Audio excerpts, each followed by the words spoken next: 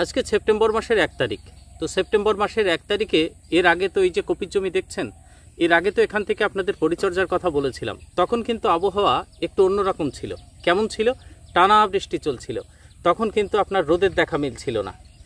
আর গোড়া পচা প্রত্যেক যারা ফুলকপি বা বাঁধাকপি চাষ করেছেন, ওই যে গোড়ার যে ডাঁটাটা শুকিয়ে শুকিয়ে মারা যাচ্ছিল, তার সমাধান কিন্তু আপনাদের দিয়েছিলাম। তো আমার জমিতে কিভাবে সমাধান করেছিলাম সেটা সরাসরি আপনারা চাইলে একটু ব্যাকে গিয়ে সেটা দেখতে পারেন। কারণ এখনও যারা ফুলকপি আপনারা রোপণ করেছেন তাদের কিন্তু ওই সমস্যা এখনও চলছে। আর ঠিক এই সময় সেপ্টেম্বর মাসের 1 তারিখে এই কদিন 4-5 দিন হলো আপনারা দেখতে পাচ্ছেন সারাদিন রোদ থাকছে। মানে দিনের বেলা প্রচণ্ড গরম এবং রোদ, আর ঠিক সন্ধ্যার দিকে আবার কিন্তু বৃষ্টি আসছে। প্রত্যেক দিন এই কন্টিনিউ 3-4 দিন এরকম চলছে। তো এই আবহাওয়ায় আমাদের গাছগুলো আবার দেখতে পাচ্ছেন বড় হয়ে গেছে। ওদিকে নেড়ানো চলছে সকাল বিকাল সবসময়, আর এইদিকে নেড়ানো কমপ্লিট হয়েছে। পাতাগুলো বেশ বড় হয়েছে, জমি প্রায় ঢাকতে চলেছে। ড্রেন দিয়ে সার দিয়েছি। তো সারের কথা দুদিন বাদে আপনাদের নাই জানাবো। আজকে এই মুহূর্তে পাতার পরিচর্যাটা আপনাদের করতেই হবে। গোড়া পচা যেরকম আপনাদের গোড়া শুকিয়ে ডাঁটা শুকিয়ে মরে যাওয়া, যেটা একটা ভয়ঙ্কর রোগের কথা বলেছিলাম আপনাদের, ঠিক এই রকম এইবার পাতায় যে ঝলসা লেগে যাওয়া মাটিবাহিত রোগগুলো পাতাতে উঠবে। পাতাগুলো যদি নষ্ট হয়ে যায় সেক্ষেত্রেও কিন্তু ফুলকপির আপনার ফলন পাবেন না। তো এই পাতাগুলোকে আমরা কিভাবে সংরক্ষিত, পাতাগুলোকে কিভাবে আমরা ভালো রাখবো, আজকে সেটা নিয়েই ভিডিও। আসুন সম্পূর্ণ ভিডিওটা দেখি। আপনারা দেখছেন চাষি ভাই গ্রিন ওয়েভ ফার্মার্স কিষান চ্যানেল। আপনাদের সঙ্গে রয়েছে আমি সুশোভন। সম্পূর্ণ ভিডিওটা দেখুন। ফুলকপির প্রথম থেকে বীজ নির্বাচন থেকে চলছে কিন্তু সিরিজ, প্রত্যেকটা আপডেট আপনাদের সঙ্গে দিই। তা আপনারা যারা নতুন এসছেন তারা কিন্তু চ্যানেলটিকে সাবস্ক্রাইব করে পাশে রাখতে পারেন। এরপরের পরিচর্যাও একদম শেষ পর্যন্ত কি করব সেটা তো আপনাদের সঙ্গে তুলে ধরবো। তো আসুন এবার ডিটেলস আপনাদের এই ওষুধগুলোর কথা। এই মুহূর্তে সকালে দুটো দিয়েছি আমি, 2-4 জার, আর এখন 2-3-4 জার মতো দেবো। মোটামুটি 6-4 জার মতো আমার এখানে লাগবে। তো সেই ওষুধগুলোর কথা আপনাদের সঙ্গে তুলে ধরি ডোজ সহকারে। আসুন এবার একটু কাছ থেকে আমার কপিগুলোর অবস্থা একটু দেখে নিন। এই দেখুন এই অবস্থায় আছে।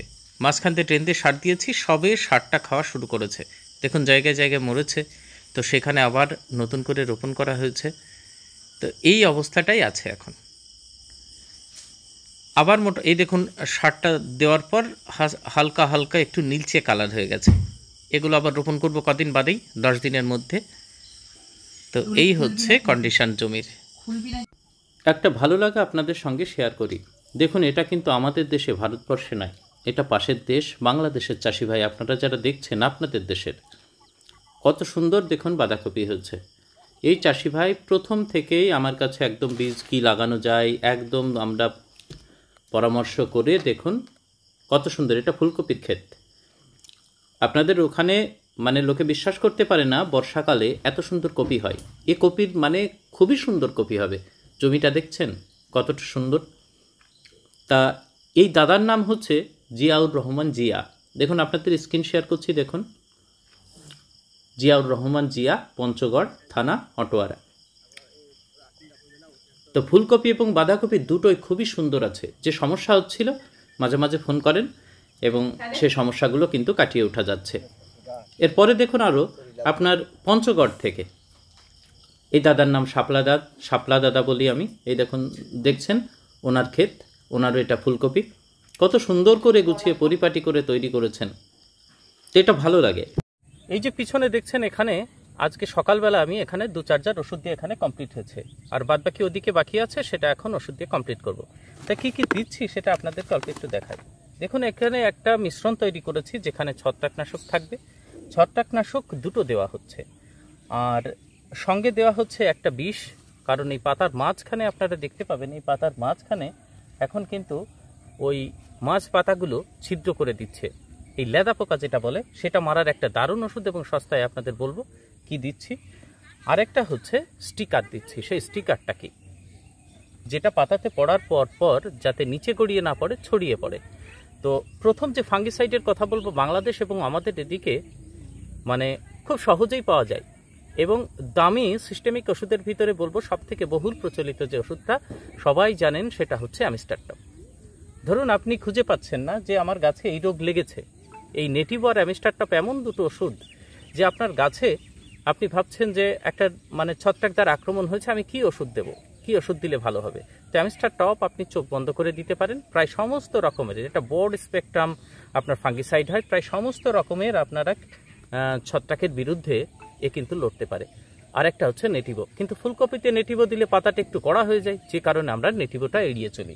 কারণ এই যে অ্যামিস্টার টপ এর যে টেকনিক্যালটা আছে না, টেকনিক্যাল হচ্ছে আপনার অ্যাজোক্সট্রোবিন আছে আর ডাইফেনোকোনাজল আছে। অ্যাজোক্সট্রোবিন এর ভিতরে আপনারা পেয়ে যাবেন হচ্ছে 18.2। এই যে অ্যাজোক্সট্রোবিনের কথা বলা হচ্ছে, এটা আমাদের গাছের ছত্রাকের সঙ্গে যেমন লড়ে তেমন গাছের বৃদ্ধিতে মানে সবুজ রাখতে সাহায্য করে। আরেকটা যে স্কোর ব্যবহার করি না সিনজেন্টা ডি, শুধু ডাইফেনোকোনাজল যেটা স্কোর নামে বাজারে পাওয়া যায়, সেই স্কোর টেকনিক্যাল এখানে মেশানো আছে। স্কোরের টেকনিক্যাল এটা হচ্ছে 11.4% আছে। তাহলে অ্যাজোক্সট্রোবিন সেটা হচ্ছে 18.2 আর 11.4 আছে স্কোরের টেকনিক্যাল ডাইফেনোকোনাজল, দুটো মেশানো আছে। অ্যামিস্টার টপ আপনারা দেবেন। আমি এই জমিতে ব্যবহার করছি 20 ml করে, 15 লিটার জলে 20 ml ব্যবহার করবেন। কোম্পানি বলে 15, কিন্তু আপনি এখন যেহেতু বর্ষা আবার অতিরিক্ত গরম, আপনি 20 ml করে ব্যবহার করুন। তাহলে অ্যামিস্টার টপ গেল, ঝাঁকিয়ে নেবেন একটু প্রথম দিকটাই। এবার আরেকটা কন্টাক্ট ফাঙ্গিসাইড যেটা এর সঙ্গে মেশাচ্ছি সেটা M45, সবাই পেয়ে যাবেন ম্যাঙ্কোজেব, বাংলাদেশেও এখানেও। দেখুন কখন দিচ্ছি এটা, কদিন আগে গাছে কি দেওয়া ছিল, টানা বৃষ্টির ভিতরে মাঝে যখন একটু রোদ পেয়েছিলাম, কপার হাইড্রক্সাইড দিয়েছিলাম, কপার অক্সিক্লোরাইড দিয়েছিলাম, দুটো দিয়ে একদম 100% জমিতে আমার গোড়া শুকানো কিন্তু যে পচে মারা যাচ্ছিল দেখিয়েছিলাম আপনাদের। একদম দেওয়ার দুদিনের ভিতর থেকেই মানে প্রায় স্টপ হতে শুরু করে। দুটো কপারের দিয়েছিলাম, প্রথমে কপার অক্সিক্লোরাইড না কপার হাইড্রক্সাইড প্রথমটা, তার সঙ্গে মিশিয়েছিলাম কাসুগামাইসিন, তারপরে কপার অক্সিক্লোরাইড সঙ্গে মিশিয়েছিলাম স্টেপটোসাইক্লিন, দেখেছিলেন আপনারা। তো সেটা মেশানোর পর আজকে যখন এই দিনের বেলায় রোদ রাতের বেলায় গরম কন্টিনিউ চলছে, তো সেই জন্য ম্যাঙ্কোজেব একটা মিশিয়ে নিচ্ছি অ্যামিস্টার টপের, তাহলে কিন্তু এর গুণ আরও কিন্তু বেড়ে যাবে, কার্যকর ক্ষমতা এই ফাঙ্গিসাইডের মিশ্রণের অনেক বেড়ে যাবে। এটা হচ্ছে আপনার M45 নামে আপনারা বাজারে পাবেন, বিভিন্ন কোম্পানির পাওয়া যায়। আমি এখানে নিয়েছি করমণ্ডলের, তবে ম্যাঙ্কোজেব থাকে 75%, পরিমাণটুকু নিয়েছি সেটা হচ্ছে 30 গ্রাম, 15 লিটার জলে 30 গ্রাম মিশিয়েছি। এরপরে ওই যে লেদা পোকার কথা বললাম না আপনাদের, যে লেদা পোকায় পাতাগুলো খাচ্ছে, তার জন্য মানে সব থেকে মানে সস্তা এবং দারুণ কাজ করে ফুলকপি এবং বাঁধাকপির ক্ষেত্রে, সেটা হচ্ছে এই যে অ্যাটাবোরন, দেখতে পাচ্ছেন অ্যাটাবোরন ইউপিএল কোম্পানির। এর টেকনিক্যাল হচ্ছে ক্লোরফ্লাজোরন। দেখুন ক্লোরোফ্লাজোরন এর পার্সেন্টেজ আছে 5.4% ইসি। টেকনিক্যালটা দেখুন, আপনাদের বানানটা পড়ে দিই, CHLORAFLUAZURON, ভালো করে দেখে নিন। এই দেখুন আস্তে আস্তে দেখুন, এটা ঘোরাই, এটা 4.5% আছে। তো এটা আমরা জমিতে যখন দেব তখন আপনারা ভাবতে পারেন ডোজটা বেশি হচ্ছে কিনা, আসলে এর ডোজটা আপনারা 40 ml করে দেবেন, 15 লিটার জলে 40 ml। সকালে দেওয়া আছে, গাছের কোনো কিন্তু প্রভাব পড়েনি, কোনো সমস্যা নেই। এই হচ্ছে লেদা পোকা মারার অ্যাটাবোরন, 40 ml 15 লিটার জলে দিয়ে দেবেন। তাহলে তিনখানা দেখুন এটাগুলো সব হলো আমাদের মেশানো হলো, কিন্তু এটা ছড়াতে তো হবে। কভারেজটা সব থেকে ভালো দেওয়ার জন্য স্টিকার আঠা বর্ষাকালে কিন্তু ফুলকপির জন্য দিতেই হয়। সেখানে আমি ব্যবহার করছি ব্যারিক্সের ওয়েটার। এই যে ব্যারিক্সের ওয়েটার, এই ব্যারিক্সের ওয়েটার এখানে ওরা বলে মোটামুটি 3 ml করে, আমি দিচ্ছি 5 ml করে, যেন কাজটা যেন খুব ভালো হয়। এটা 50 ml আছে, বলে 15 চার্জার হবে, কিন্তু দরকার নেই, আমি 5 ml করে দিয়ে 10 চার্জার করব। এটা দেখুন, এটা সিলিকন বেস স্প্রেয়ার, বাংলাদেশেও আপনারা পেয়ে যাবেন, এসিআই এর একটা আছে, সেটা ব্যবহার করতে পারেন। নামটা ঠিক খেয়াল আসছে না, তবে জানাচ্ছি আপনাদেরকে। তো এই হচ্ছে সিলিকন বেস আঠা, অবশ্যই আপনারা দেবেন। তাহলে যখন মেশাবেন সবার আগে কি দেবেন, সবার আগে জলটা তুলবেন, সবার আগে আপনারা জলটা নেবেন। জল নেওয়ার পর আপনারা প্রথমে দেবেন সেটা হচ্ছে অ্যামিস্টার টপটা দিয়ে নেবেন, ভালো করে গুলে নিলেন। তারপরে ফাঙ্গিসাইড আপনারা M45 দিয়ে নিলেন, মেপে দিয়ে দিলেন গুলে। অ্যামিস্টারটা প্রথমে গুলে কমপ্লিট হবে, তারপরে ওটা দিলেন, ওটাও গুলে নিলেন। গোলার পর তারপরে আপনি দেবেন এই ইনসেকটিসাইড, এটা দিয়ে এটা গুলে নিলেন। আগে আমি চেক করে নিয়েছি, নিশ্চিন্তে দিতে পারেন, কোনো প্রকারের বিক্রিয়া করে না।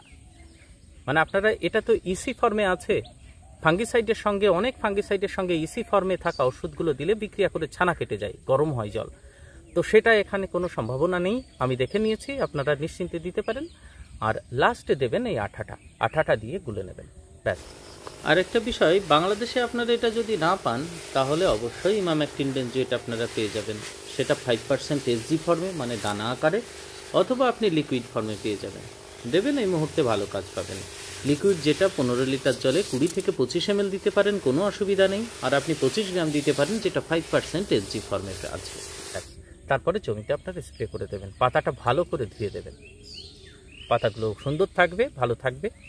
তো আজকে যেটা পরিচর্যা করলাম সেটা আপনাদের সঙ্গে তুলে ধরলাম। ভালো থাকবেন সবাই, সম্পূর্ণ ভিডিওটা দেখলেন, অসংখ্য ধন্যবাদ।